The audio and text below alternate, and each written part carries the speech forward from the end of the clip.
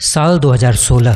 भारत उस समय 3G से वाकिफ था, 4G से वाकिफ था और 5G का अभी कहीं दूर दूर तक नामो निशान तक नहीं था। लेकिन भारतीय क्रिकेट की दुनिया में एक बंदा ऐसा था जिसका दिमाग 5G से भी तेज काम करता था और उसी शख्स के सामने बांग्लादेश के कुछ खिलाड़ी बदतमीजी करने का दुस्साहस कर बैठते हैं। बांग्लादेश के खिलाड़ी और बांग्लादेश के लोग जीत से पहले ही जीत का जश्न मना रहे थे और बांग्लादेशियों का जीत से पहले ही जीत का यह जश्न स्टेडियम में बैठे और टेलीविजन पर उस मैच को देख रहे भारतीय क्रिकेट प्रेमियों की आंखों को नम कर रहा था। भारतीय क्रिकेट फैंस अपनी नम आंखों से भारत की उस पराजय को स्वीकार कर चुके थे, लेकिन तभी जब भारतीय क्रिकेट प्रेमियों की आंखें नम थी और बांग्लादेशियों का जश्न जारी था, ठीक उसी वक्त सिर्फ 2 सेकंड के अंदर 5G से भी तेज दिमाग रखने वाले उस कप्तान ने कुछ ऐसा कारनामा किया जिससे संपूर्ण बांग्लादेश का जश्न मातम में बदल गया। यह क्रिकेट के इतिहास का एक ऐसा कारनामा था जिससे हार की दहलीज पर खड़ा भारत विजय के सिंहासन पर बैठ चुका था और विजय के सिंहासन पर बैठा बांग्लादेश भारत के कदमों में गिर पड़ा था। इस कारनामे को बांग्लादेश वाले साजिश का नाम देते हैं और विश्व क्रिकेट के पंडित इस कारनामे को रणनीति कहते हैं, जबकि सही मायने में यह एक कूटनीति थी। बांग्लादेश अपने क्रिकेट के इतिहास की हर विजय भूल सकता है, हर पराजय भूल सकता है, लेकिन इस घटना को, इस पराजय को संपूर्ण बांग्लादेश और उसकी आने वाली संपूर्ण पीढ़ियां सालों साल याद रखेंगी। आखिर क्या हुआ था उस दिन, कैसे हुआ था उस दिन, आखिर कैसे सिर्फ 2 सेकंड के अंदर और महज 13 कदमों का फासला तय करके भारतीय क्रिकेट के उस चाणक्य ने बता दिया था कि बदतमीजी करने पर तो हमने नंद वंश का पूरा साम्राज्य उखाड़ फेंका था और तुम तो बांग्लादेश के गिने गिनाए सिर्फ 11 लोगों की फौज में आए हो। नमस्कार दोस्तों, आप देख रहे हैं स्टोरी विद सोनू का स्पेशल एपिसोड चाणक्य नीति। इस कहानी का प्रारंभ होता है साल 2015 से। साल 2015 में भारतीय टीम 3 मैचों की एक दिवसीय सीरीज खेलने के लिए बांग्लादेश के दौरे पर थी और बांग्लादेश ने इस सीरीज में भारत को 2-1 से पराजित करके पूरे भारत और विश्व क्रिकेट को स्तब्ध कर दिया था। इस सीरीज में भारत को पराजित करने के बाद बांग्लादेशियों द्वारा भारतीय टीम का इतना भयानक अपमान किया गया था जिसे देखकर भारतीय क्रिकेट फैंस का गुस्सा 7वें आसमान पर जा पहुंचा था। टीम इंडिया को हराने के बाद बांग्लादेशी मीडिया ने बेशर्मी की सारी हदें पार कर दी। बांग्लादेश में टीम इंडिया मजाक उड़ाने का सिलसिला अभी थमा नहीं है। बांग्लादेश दौरे पर गई टीम इंडिया की स्थानीय अखबार में आपत्तिजनक तस्वीर छापी गई। बांग्लादेश की एक मैगजीन प्रथम आलो ने एक तस्वीर छापी जिसमें भारतीय टीम के 7 स्टार खिलाड़ियों के आधे सर पर बाल थे और उनके आधे सर को गंजा करके भारतीय टीम और भारतीय क्रिकेट फैंस को अपमानित करके विश्व क्रिकेट के इतिहास में सबसे घिनौने कार्य को अंजाम दिया था। और इस तस्वीर को छापने के बाद एक और तस्वीर वायरल की जाती है जिसमें भारत के एक विश्व विजेता कप्तान महेंद्र सिंह धोनी का बेहद घिनौना अपमान किया गया था। इस तरह की तस्वीर, इस तरह की हरकत, इस तरह की मीम्स, इस तरह की पोस्ट क्रिकेट के इतिहास में सब कुछ पहली बार हो रहा था। खैर, टीम इंडिया ने उन बांग्लादेशी पागलों की इन सारी हरकतों का जवाब बांग्लादेश को 2016 के एशिया कप के फाइनल में पराजित करके दे दिया था। इस पूरी कहानी को पूरे विस्तार से हमने इसके पहले वाले एपिसोड में आप लोगों को बता रखा है। अगर आपने वह एपिसोड नहीं देखा है तो उस एपिसोड को जरूर देख लीजिएगा।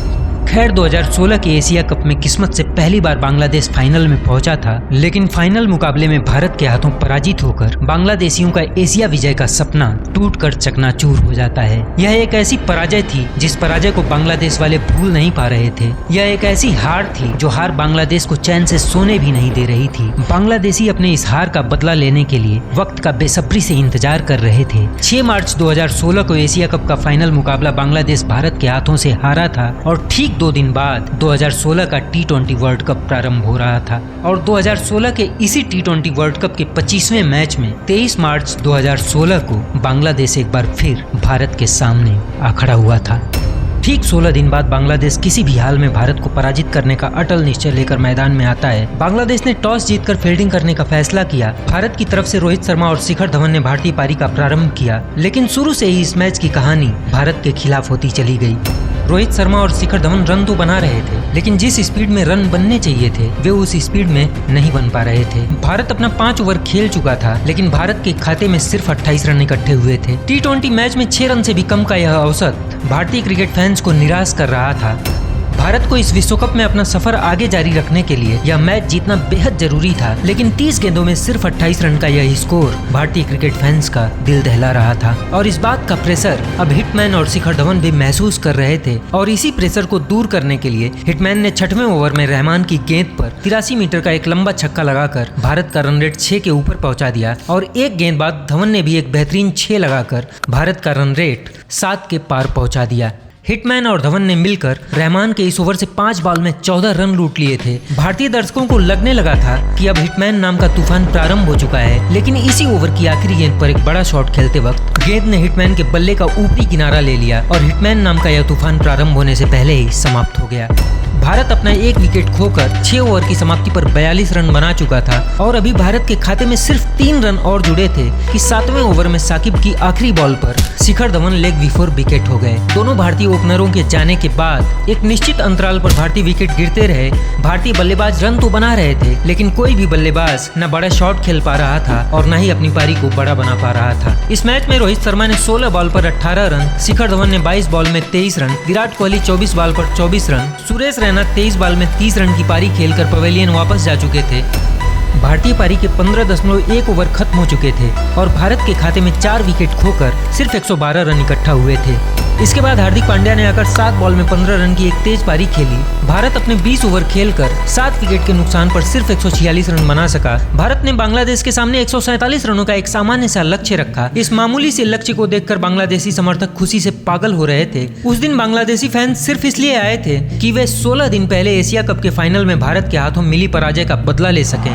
उनका ये उत्साह, उनका ये शोर टीम इंडिया की हार का बेसब्री से इंतजार कर रहा था। 147 रनों के इस लक्ष्य का पीछा करने के लिए बांग्लादेश की तरफ से तमीम इकबाल और मोहम्मद मिथुन की जोड़ी मैदान में आती है, लेकिन तीसरे ही ओवर में रविचंद्र अश्विन ने मोहम्मद मिथुन को हार्दिक के हाथों कैच करवाकर मोहम्मद मिथुन के पारी की हार्दिक विदाई कर दी।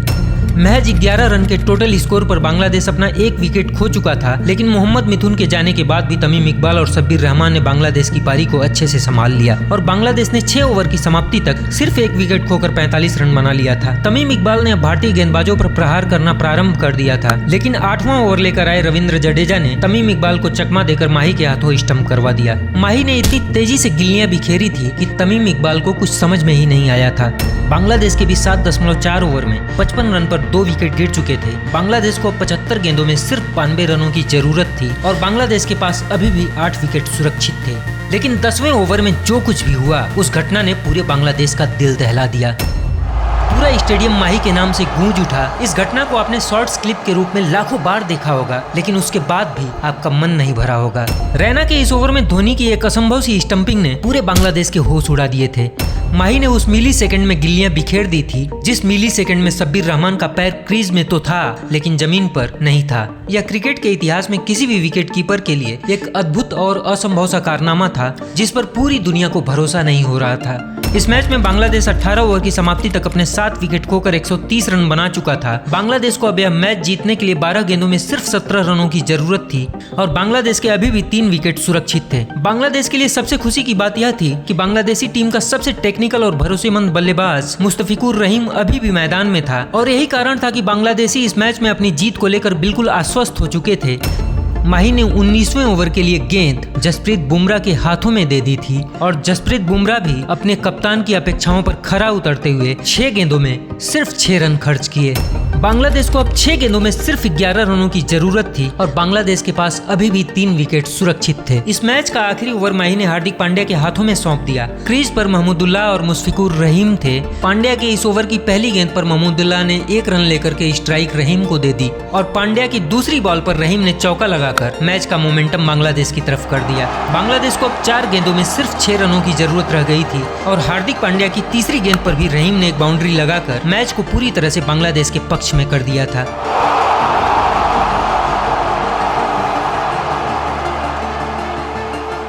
हार्दिक पांड्या को लगातार 2 चौका लगाने के बाद रहीम क्रीज से बाहर आकर हार्दिक पांड्या के सामने खड़ा होकर महेंद्र सिंह धोनी को दिखाते हुए और हार्दिक पांड्या को चिढ़ाते हुए डांस करने लगा था। किसी भी खेल में हार या जीत खेल का हिस्सा होता है। हार और जीत के बाद दुख और उत्साह भी उसी खेल का हिस्सा होता है, लेकिन किसी भी जीत के बाद बांग्लादेश के खिलाड़ी और बांग्लादेश के लोग जिस तरह का जश्न मनाते हैं, वह विपक्षी टीम का अपमान और उनकी नजरों में एक अपराध होता है। बांग्लादेश को यह मैच जीतने के लिए अब 3 गेंदों में सिर्फ 2 रनों की जरूरत थी और बांग्लादेश के पास अभी भी उसके 3 विकेट सुरक्षित थे। कमेंट्री बॉक्स से बांग्लादेश की जीत का उद्घोष हो रहा था। बांग्लादेशी खिलाड़ियों का जश्न और बांग्लादेशी समर्थकों का शोर भारतीय खिलाड़ियों और भारतीय क्रिकेट फैंस की आंखों को नम कर रहा था। जब पूरी दुनिया को लग रहा था कि भारत यह मैच हार चुका है, उस विपरीत हालात में भी अपना कप्तान, अपना माही, अपना चाणक्य इस हार को मानने के लिए तैयार नहीं था। माही ने फील्ड में बदलाव किया और हार्दिक पांड्या को एक स्पेशल कॉरिडोर बताकर उसी कॉरिडोर में गेंदबाजी करने का आदेश दिया। माही की रणनीति बांग्लादेशियों के समझ से परे थी। हार्दिक ने अपने कप्तान के आदेश का पालन किया और रहीम ने उस गेंद को खेलने की कोशिश की और गेंद जाकर सीधे धवन के हाथों में गिरी। बांग्लादेश को अभी भी 2 गेंदों में 2 रनों की जरूरत थी और बांग्लादेश के पास अभी भी 2 विकेट सुरक्षित थे। हार्दिक ने अपने ओवर की 5वीं गेंद भी माही के बताए हुए स्थान पर डिलीवर किया और इस गेंद पर भी सेम रिजल्ट था। फर्क सिर्फ इतना था कि इस बार गेंद धवन के बजाय जडेजा के हाथों में जा गिरी थी। अब बांग्लादेश के पास सिर्फ 1 गेंद बची थी, सिर्फ 1 विकेट बचा था, लेकिन रन अभी भी बांग्लादेशियों को 2 चाहिए थे। अब बांग्लादेशियों को दुनिया के सबसे बेस्ट फिनिशर महेंद्र सिंह धोनी के सामने यह गेम फिनिश करनी थी। एक ऐसा फिनिशर जिसे सब पता था कि आखिरी ओवर में गेंदबाज कहां बॉल डालता है, बल्लेबाज कहां बॉल की उम्मीद करता है और किस बॉल पर फील्ड के किस कोने से रन बटोरे जाते हैं। बांग्लादेशियों को अब एहसास हो चुका था कि महेंद्र सिंह धोनी के सामने यह काम अब इतना आसान नहीं है। माही विकेट के पीछे से चलकर एक बार फिर हार्दिक के पास आते हैं और हार्दिक के कानों में अपने अनुभव के कुछ शब्द डालकर फिर विकेट के पीछे चले जाते हैं। जब बांग्लादेशी बल्लेबाज से लेकर के कमेंट्रेटर तक और इस मैच को देख रहे क्रिकेट विश्लेषक से लेकर के क्रिकेट प्रशंसक तक सभी लोग यह उम्मीद कर रहे थे कि माही ने हार्दिक को यार्कर या फुल टॉस गेंद डालने का सुझाव दिया होगा, लेकिन जब हार्दिक ने गेंद डाली तो एक बार फिर माही ने सबकी सोच को धोखा दे दिया था, क्योंकि यह गेंद ना तो फुल टॉस थी और ना ही यॉर्कर थी। यह गेंद एक शॉर्ट पिच, बाउंसर और ऑफ स्टंप के बाहर थी। बांग्लादेशी बल्लेबाज जब तक इस गेंद को समझ पाता तब तक गेंद माही के हाथों में जा चुकी थी। अब बांग्लादेश के खिलाड़ी इस मैच को जीतने के लिए नहीं बल्कि इस मैच को ड्रॉ करवाने के लिए 1 रनों के लिए दौड़ पड़े, लेकिन माही ने सिर्फ 2 सेकंड से भी कम समय में 13 मीटर से भी ज्यादा का फासला तय करके स्टंप और गिल्लियां सब कुछ बिखेर दिया। 3 गेंदों में बिना कोई रन दिए 3 विकेट निकालकर माही ने मैच बांग्लादेश की झोली से छीन लिया था। महज 3 गेंद पहले जो आंसू भारत की आंखों में थे, वे आंसू अब बांग्लादेशियों की आंखों में ट्रांसफर हो चुके थे। बांग्लादेश वाले इस हार को माही के दिमाग की साजिश बता रहे थे और पूरी दुनिया इस जीत को भारत के उस कप्तान की रणनीति बता रही थी, लेकिन हकीकत में यह एक कूटनीति थी, भारतीय क्रिकेट के चाणक्य की कूटनीति, जिसमें बांग्लादेश कब फंसा और कब हार गया उन बांग्लादेशियों को पता ही नहीं चला। दिल का सुना साज तराना ढूंढेगा, मुझको मेरे बाद जमाना ढूंढेगा।